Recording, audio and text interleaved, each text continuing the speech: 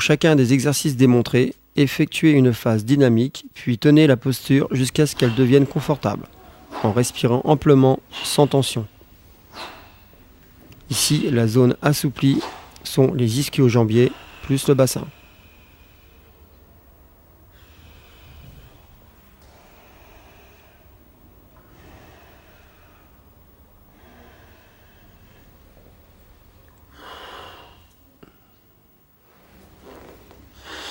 Cet exercice augmente considérablement la souplesse des hanches.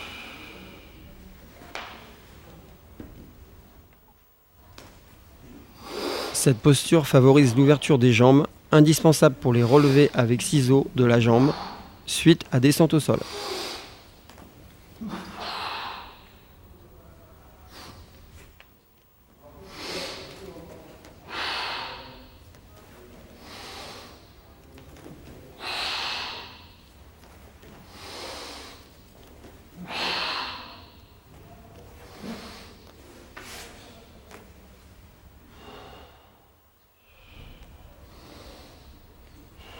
Exercice augmentant la souplesse des genoux et des hanches.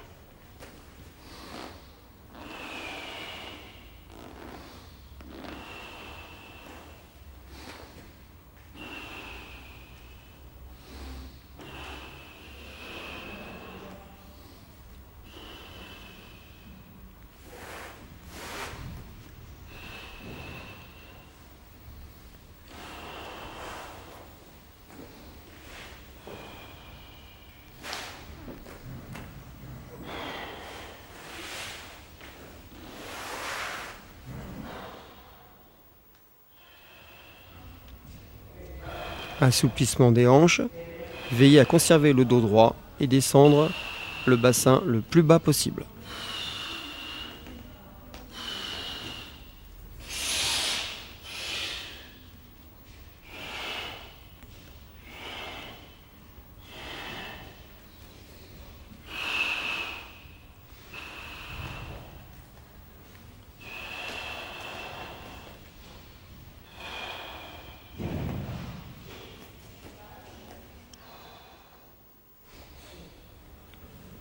Pour que cet exercice soit profitable, pointez les genoux vers l'extérieur et rapprochez les coudes des orteils.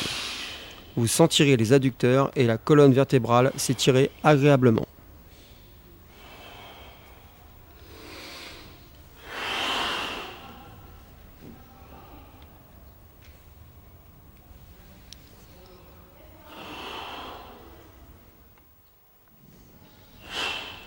Exercice primordial pour tenir confortablement et lentement et longtemps les positions traditionnelles basses de notre style.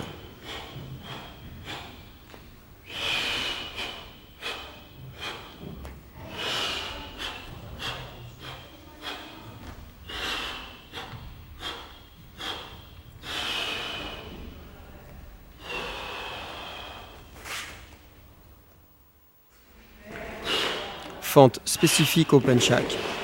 Veillez cependant à rapprocher la tête du pied d'appui pour que l'exercice soit profitable.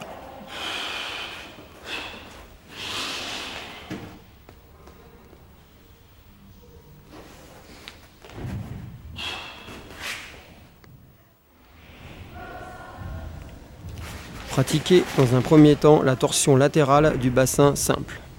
Ensuite, vous passerez à la complexe. Ces deux mouvements proches du cobra améliorent la souplesse latérale et vous aidera pour les postures basses.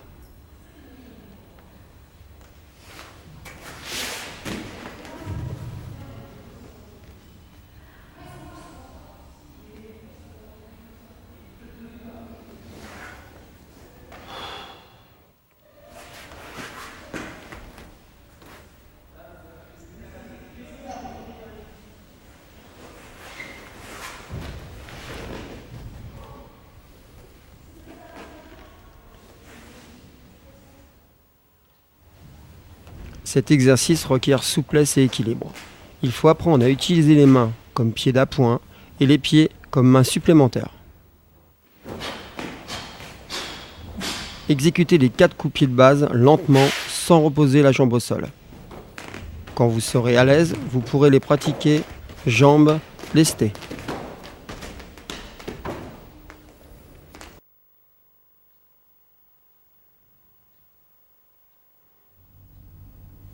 Voici un des saluts traditionnels du style Setia Ati Terate.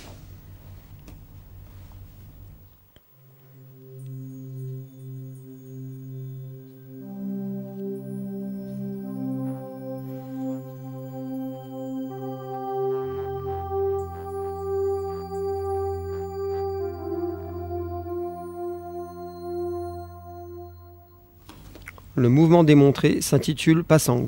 Il est souvent le point de départ des enchaînements. Le passant permettra de localiser parfaitement votre centre de gravité.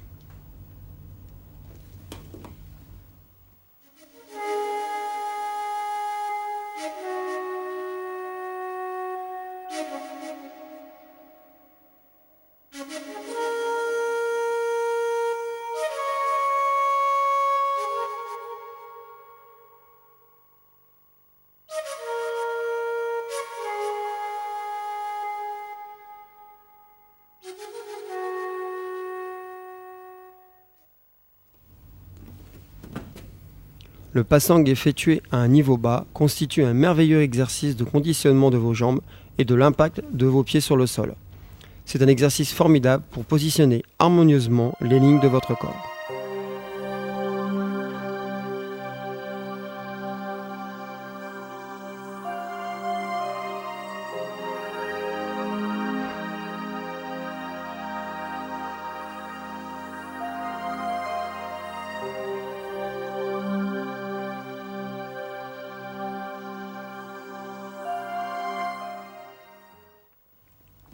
La posture de garde démontrée ici constitue souvent un point de départ pour les descentes au sol. Le poids du corps est réparti à 60% sur la jambe arrière et 40% sur la jambe avant.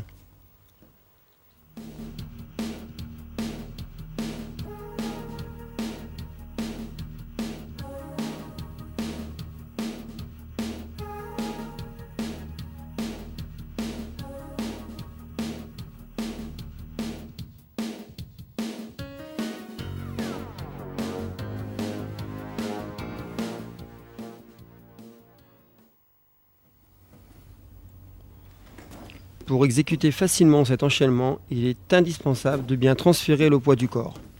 La position du pied de la jambe droite permet de maintenir l'équilibre.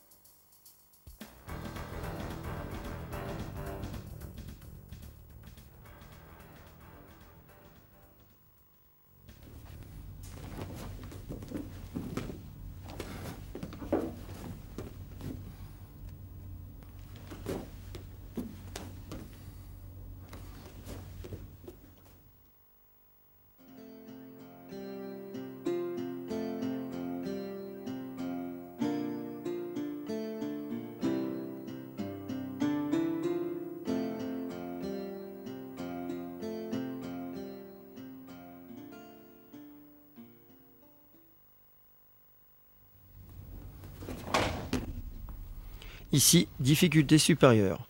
Pour que la réception après le sursaut soit efficace et la perte d'équilibre nulle, il faut bien placer son bassin.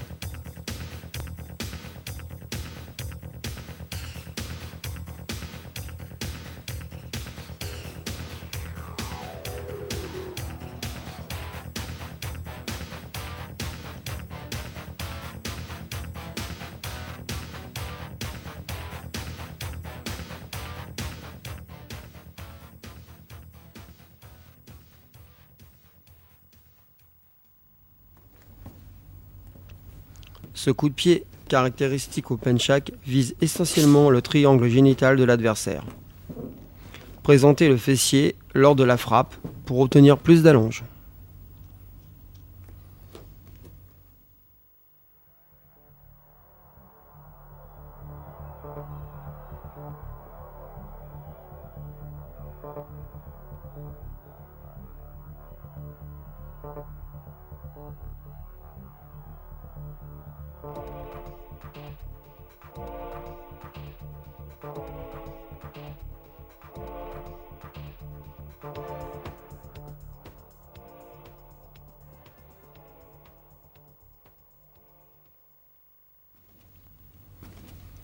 Cette position basse, trompeuse, invite l'adversaire à attaquer, pour mieux tomber dans le piège. Cette attitude préparatoire à une descente au sol réclame un minimum de souplesse.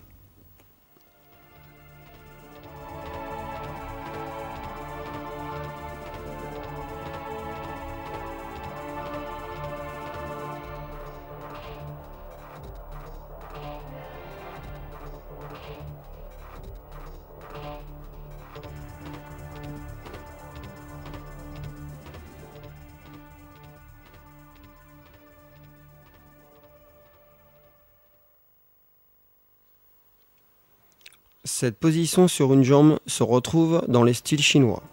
Le dos est légèrement courbé, ce qui permet d'avoir une posture adaptée au combat et permet d'esquiver un coup aux jambes.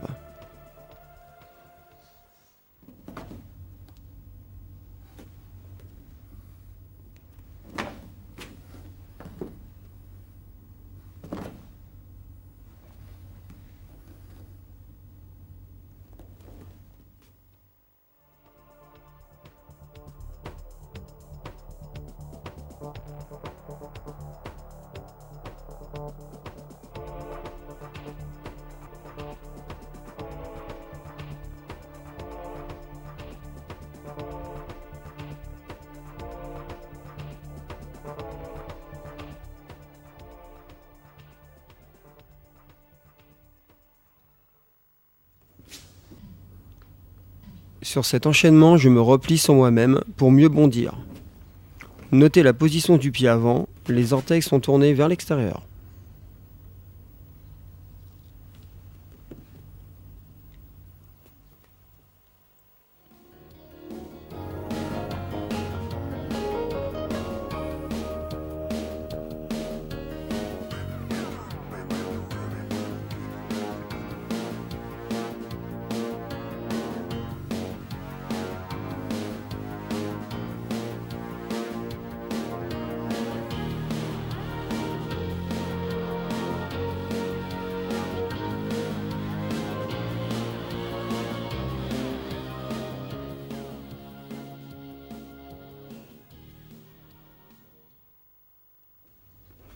Le système de déplacement en Setia Titerate est basé sur la triangulation.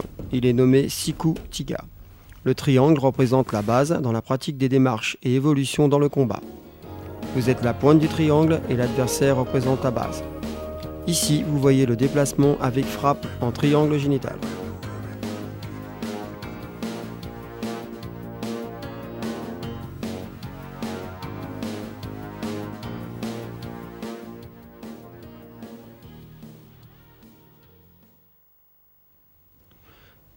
Vous voyez le déplacement triangulaire avec frappe des avant-bras.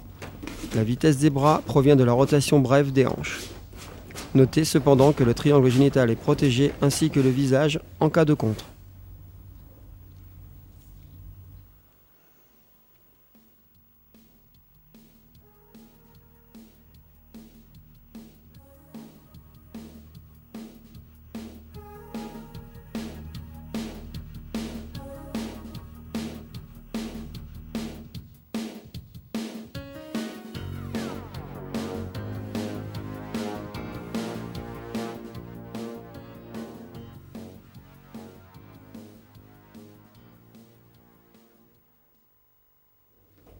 Même cas de figure avec coup de pied direct aux parties génitales. Je rappelle que la triangulation est un mode de déplacement qui permet de sortir de la ligne centrale, afin d'éviter de s'exposer à une éventuelle frappe de l'adversaire.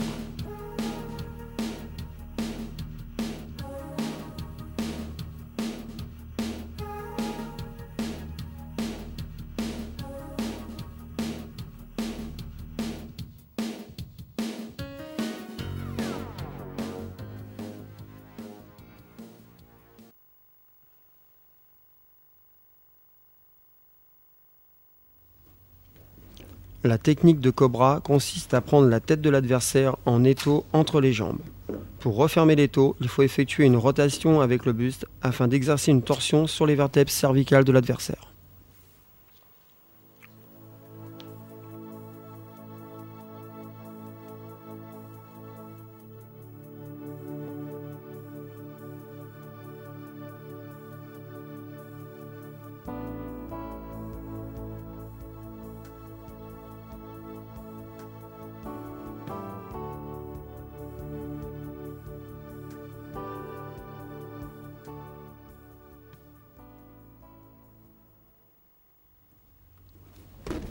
Le cobra sauté favorise la détente et l'explosivité musculaire. Vos muscles doivent agir comme des ressorts. Il est important de se relever rapidement, surtout lorsque les agresseurs sont multiples.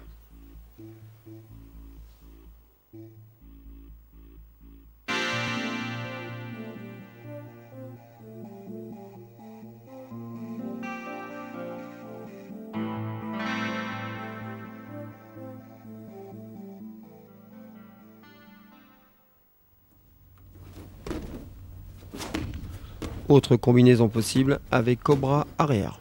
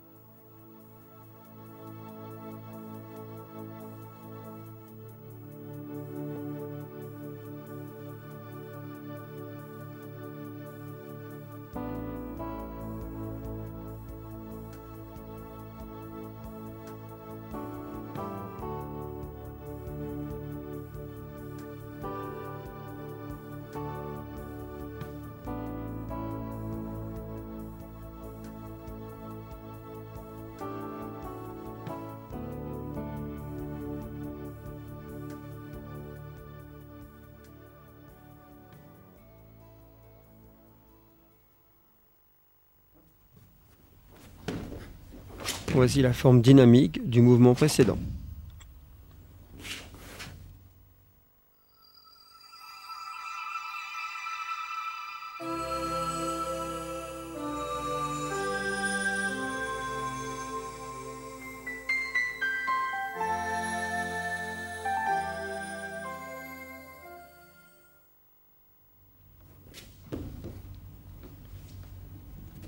Pensez à toujours garder son bassin proche du sol.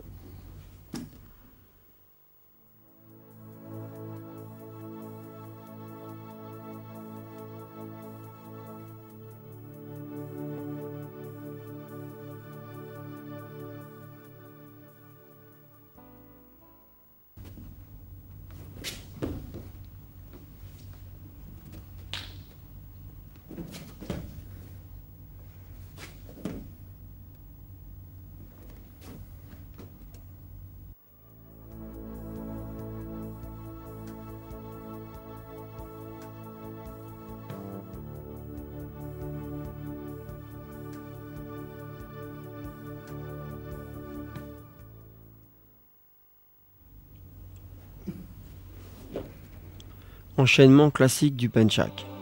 L'enroulement exécuté avec la technique de patte de tigre se réalise le bassin près du sol, ce qui demande une souplesse de hanche et une musculature des jambes assez développée.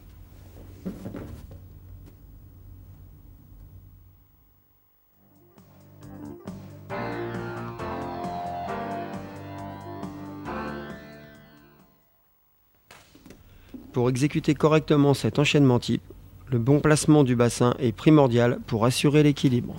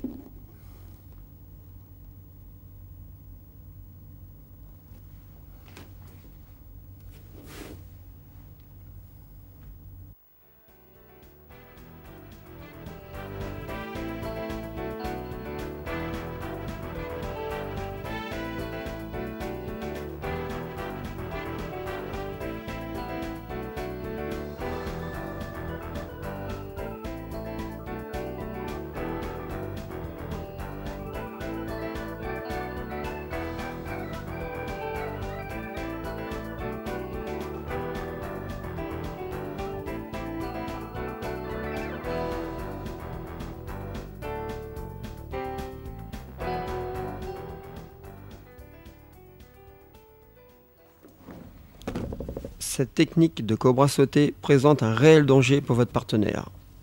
Ne pratiquez cette dernière qu'en présence de votre professeur.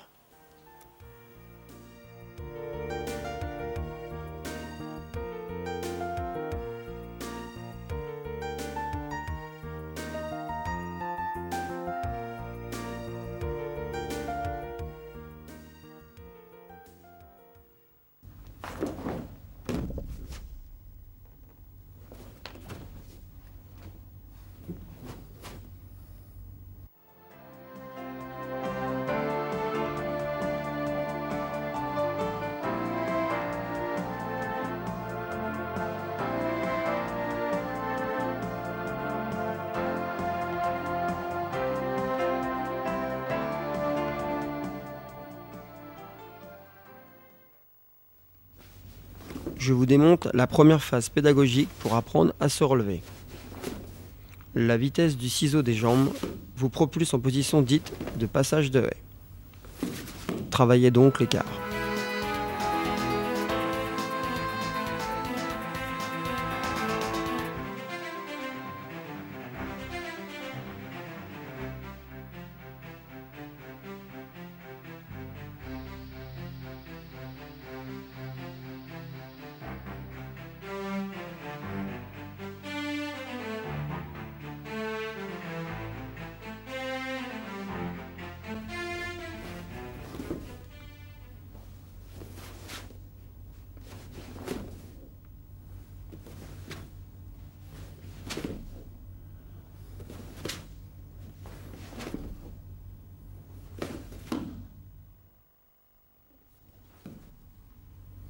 Cette deuxième phase pédagogique consiste à propulser le bassin afin de favoriser l'élévation du corps.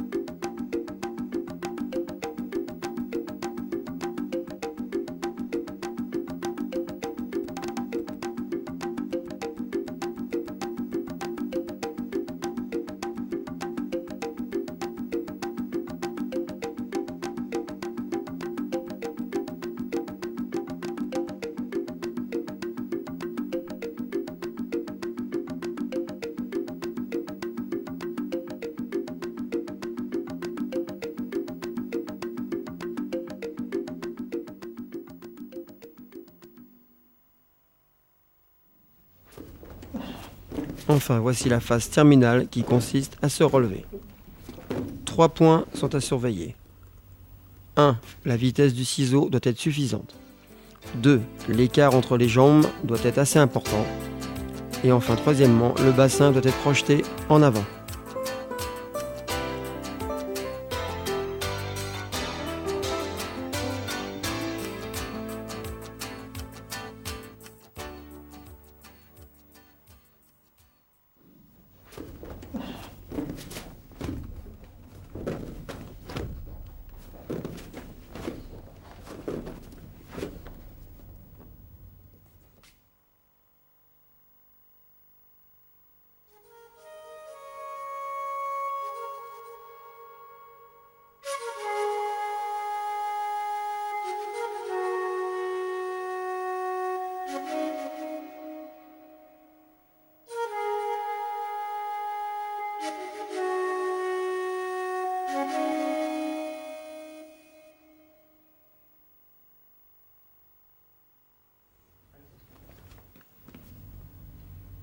Voici un exemple d'attitude à avoir pour se relever face à un adversaire.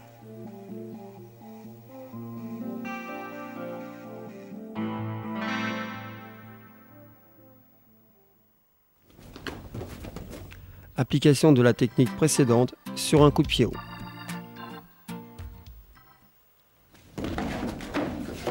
Les positions basses trompeuses du penchak sont souvent utilisées pour ramasser et jeter du sable ou un objet quelconque au visage pour faire diversion avant une attaque.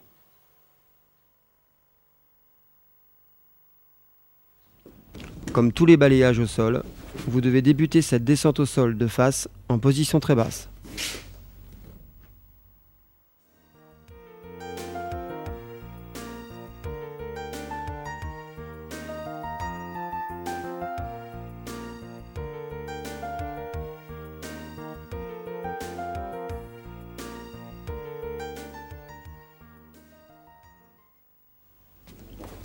Voici une application sur un coup de pied haut. Ici, je frappe aux jambes, mais vous pouvez aussi frapper au triangle génital.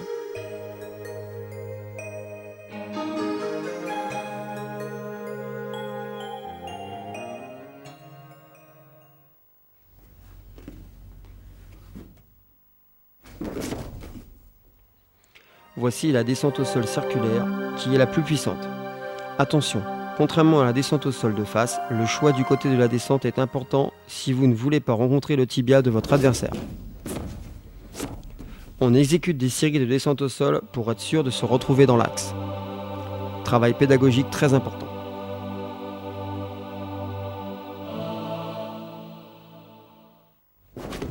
La descente au sol retournée, présentée ici, n'est rapide que si la rotation des hanches est active. La descente au sol sur le dos est peu utilisée car lors de cette technique on expose la partie dorsale. Cependant, une opportunité peut se présenter à vous.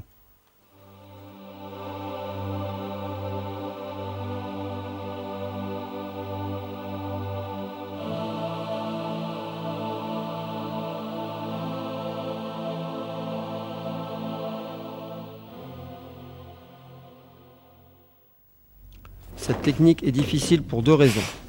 Après le sauté groupé, vous devez être déjà en position de passage de haie. Et aussi, pour que la réception sur sol dur ne soit pas douloureuse, vous devez amortir la chute par le biais de vos bras qui feront office de ressort. Le travail au sol en penchak existe surtout à travers des percussions. Ici, vous voyez une frappe de tibia à la gorge avec une finition en cobra.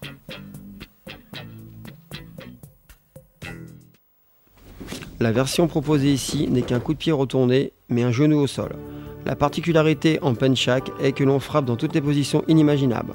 Regardez toujours dans la direction de votre frappe. Vous devez savoir vous défendre au sol, même si vous devez vous relever dès que possible. Ne quittez jamais l'adversaire des yeux, bougez sans arrêt, tout en frappant le membre de l'adversaire le plus proche de vous.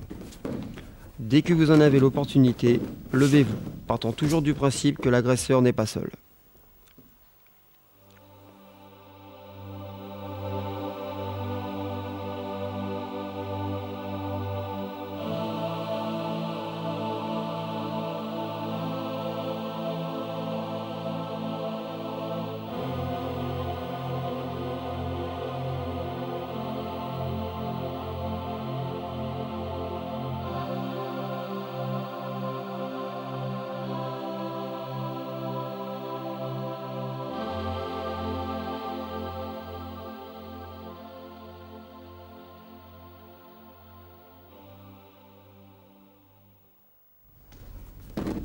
Je vais vous présenter différents types de ciseaux.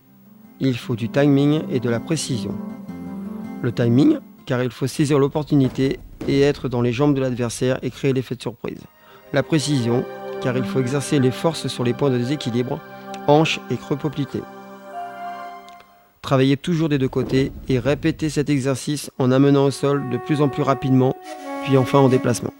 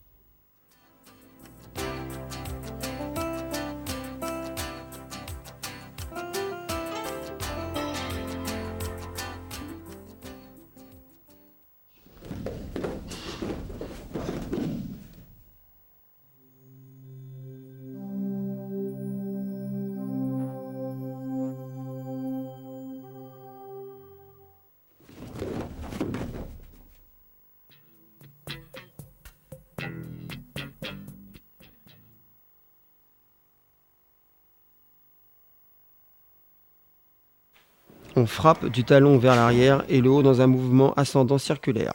La longe de cette technique étant faible, le coup n'est employé qu'à courte distance de l'adversaire et uniquement au niveau du triangle génital. On frappe directement vers l'arrière avec le talon par une sorte de rohade, en inclinant le corps dans la direction opposée. On vise essentiellement le triangle génital avec l'idée de défoncer. Cette frappe s'exécute au niveau des adducteurs. Travaillez la frappe au niveau du genou et des adducteurs de l'adversaire.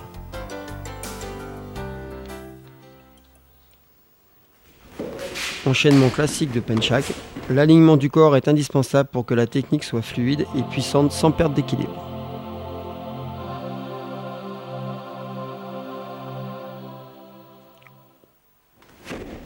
Version en coup de pied sauté.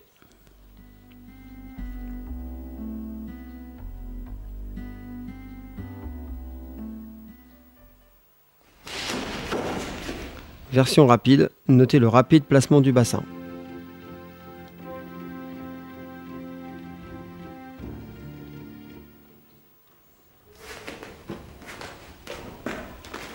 Lors du coup de pied chassé au visage, la main au sol est seulement apposée au sol comme stabilisateur.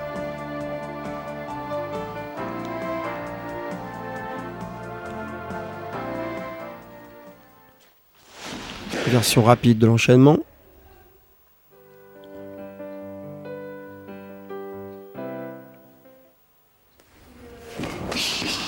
Enchaînement classique. Concentrez-vous essentiellement sur l'équilibre. Une fois la stabilité obtenue, rajoutez vitesse et puissance.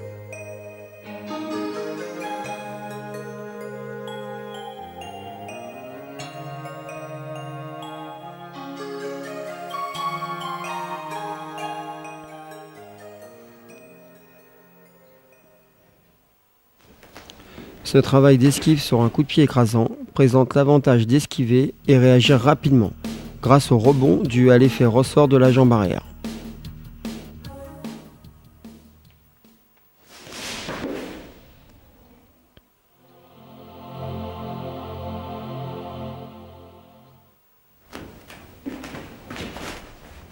Autre possibilité de contre, mais cette fois avec un low kick.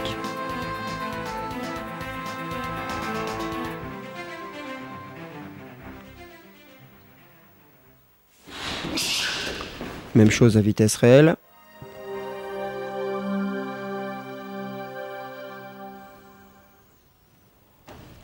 Cette frappe s'exécute orteil relevé car elle vise une partie molle. La surface de frappe étant faible, la force de pénétration est très importante.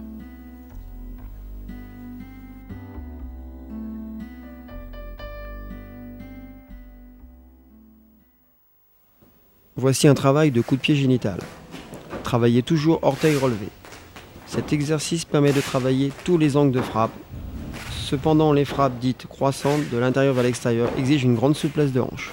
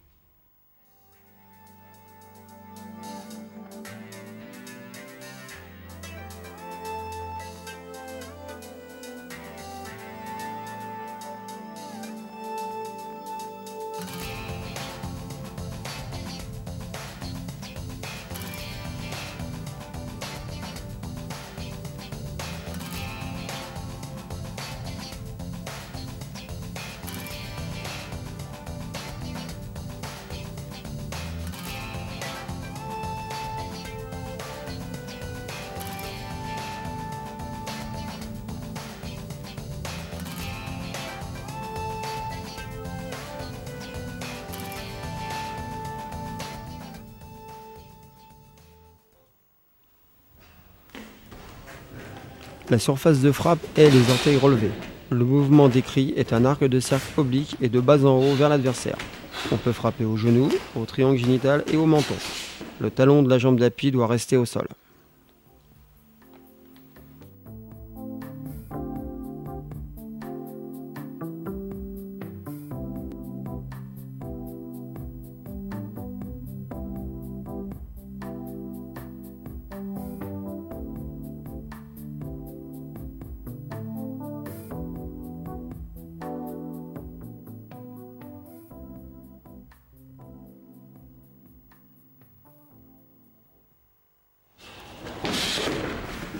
Même enchaînement, mais le chassé au genou est remplacé par un fauchage intérieur. Gardez le buste droit lors de la frappe croissante, sinon l'adversaire connaîtra vos intentions.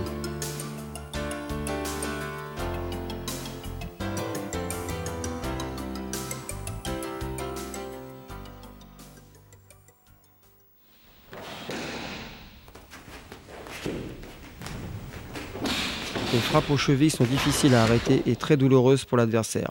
Utilisez le sol comme guide pour aller à la cible.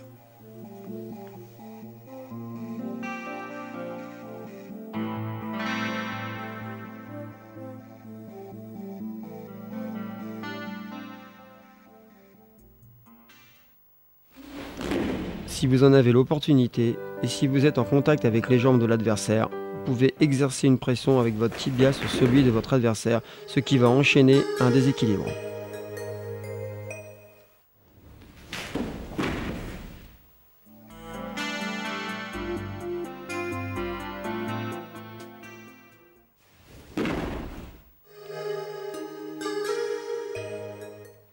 Il est possible dans un enchaînement, à partir d'une position basse, de provoquer la chute de l'adversaire en ramenant la jambe d'appui. Si le mouvement est enchaîné sans temps mort et si l'action des mains est synchronisée avec la contraction des abdominaux, la projection est facile à exécuter, l'adversaire s'écrasera sèchement. Sur ce coup de pied circulaire, je frappe du coude dans le creux poplité du genou, tandis que l'autre main tire de bas en haut vers l'extérieur. Même chose avec frappe génitale, en patte de tigre. Voici les lankas de base. Le lanka est un répertoire de techniques, des interprétations qui ont été données par les maîtres du temps passé. Au-delà de la gestuelle, qui apprend à se mouvoir dans différentes directions, à travailler la synchronisation du geste et de la respiration, le rapport entre les déplacements et les techniques des membres supérieurs. Les lankas sont un merveilleux outil de progression.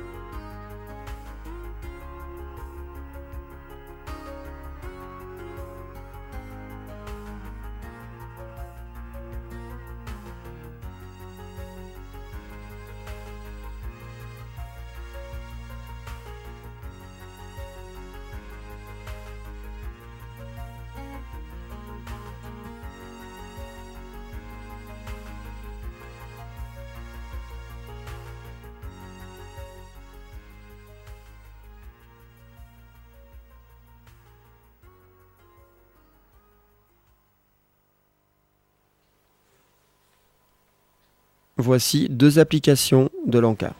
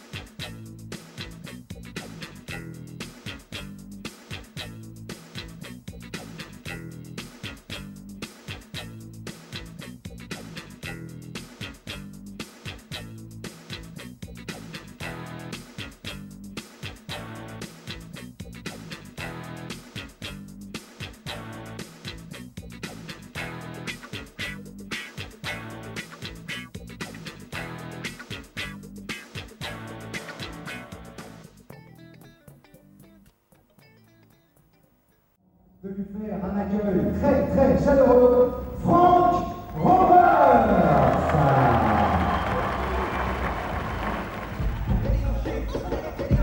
C'est l'art martial des commandos indonésiens. Le pencak silat a été créé pour être efficace. Les frappes visent essentiellement les points vitaux. Frank Ropers a été l'élève de Charles Jousseau et du grand maître Turpin. C'est le seul diplômé des 2 écoles en France. Et il est accompagné par David Guéridon, Rabindra Le Boucher, Reda Rao et Sébastien Berry.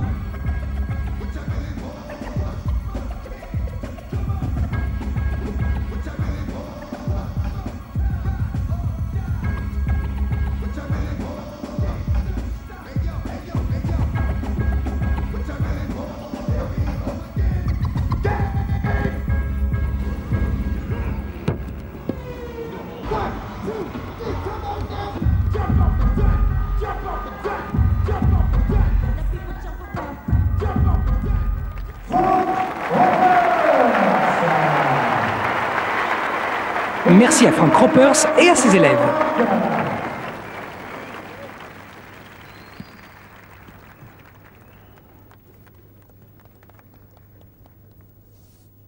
Bravo.